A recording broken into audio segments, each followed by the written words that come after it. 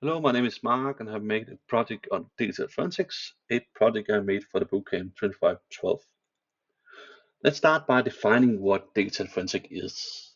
And basically, what digital forensic is a process of collecting digital findings from a crime scene, then analyze the findings, then document the findings, and finally represent the findings in court. And what this digital forensic actually helps with is to sort of reconstruct the events of the crime. This is also why digital forensic is used within departments like critical infrastructure protection, where, for example, there has been stolen critical infrastructure data, and we need to find out what data it is, who it was, and potentially why.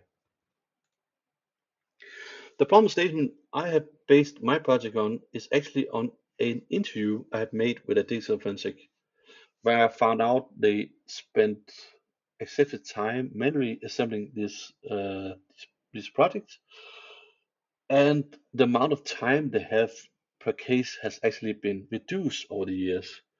So the reduced time has actually made the risk of missing details or inconsistent structure been actually higher on this kind of projects.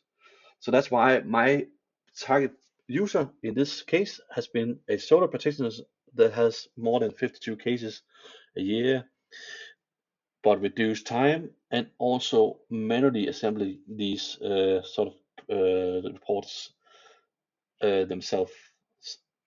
And the reports has to be reports that's going to be used in court.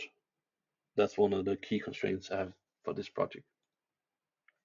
And the solution I come up with is actually an AI report drafter that sort of generates complete forensic reports based on the sort of findings.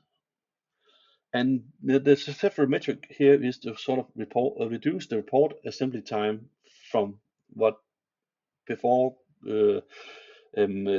was in weeks is now going to be in days per case, and then sort of make the data forensic achieve the deadlines more easily.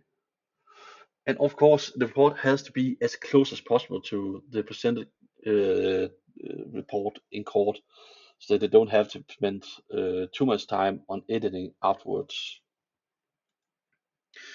The sort of architecture and design I've sort of used in this project is I have actually made a Gradio UI where the users sort of upload their sort of findings, and then the AI sort of generate the report, and the user is then able to sort of review the edit and then export it in a file format they see fits.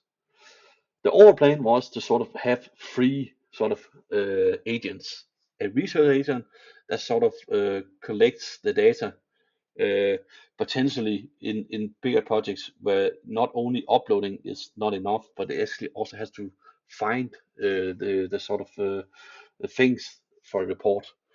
Also, sort of figure out if there's other cases that sort of assembles this kind of case.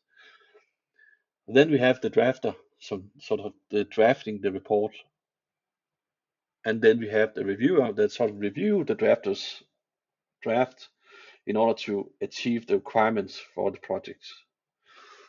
That's the overall plan, but what I actually started out with was actually a research agent, which was basically a prompt function that sort of import when the user imports this data, it gets into this format findings prompt, which then is passed to the draft agent, which sort of generate this project.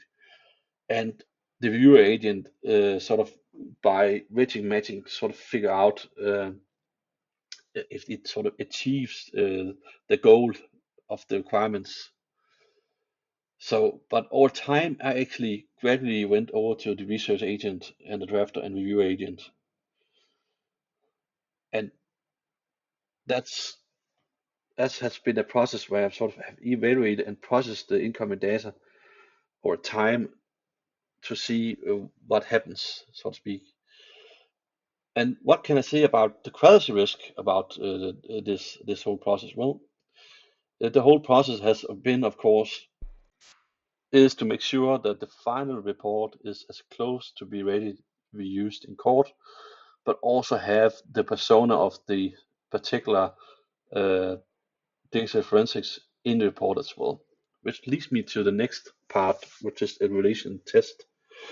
And the way I tested the forensic report drafting prompt was that I sort of added it into the AI playground of the OpenAI, and I also used user labeling as well. And what I found out is what were well or iteration is the structure output actually match the forensic report in many of the iteration, but and the technical details that was sort of imported into the report also was actually very accurately as well. Where it did struggle is that it did some way hallucinate in the parts where it sort of didn't have the sort of documentation from the imported files. So he sort of kind of tried to sort of come up with an answer instead, which is not what we're supposed to do. So I had to figure out in more detailed description. I had to add that into the files, or at least make sure that the data forensic put as much data into the input, so it can actually come better into the output of the document as well. But it also struggled with the terminology of the domain, probably because the model has been trained on domain itself. So those are the ones that actually I actually found out doing this exercise. Demo time. Let's actually try it out in real time and see how it works. So up here it has a drop file here. It's actually where the forensic actually drops its sort of findings. Let me try finding, put in here a corporate threat, for example, over here, and let's actually generate a report based on the case that has been uploaded here, and see if it actually finds some things. I could also have added, of course, here some requirements for the court here, but let's just try without, just to see how it looks. And typically it runs for 40 seconds or so. Let's see.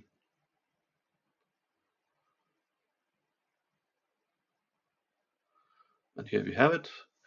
And at the top here, it actually flagged a couple of things that might lack in the details of the report, just to remind the sort of difference what is missing. And actually here you see it starts with a summary of the findings and the sort of the methodology, and also what has been recovered here is also represented, and all kind of things as well. And here is just a list of the whole part here, and of course down here is just an example review in the notes down here as well. So that's basically how this it works. Is that the user sort of import the findings in here, which of course will be sort of changed in a bigger project. I will of course use um, an LLM agent instead of just a importer here to find them instead. But that's for a more developed project, of course. So that's basically what I've made for this project.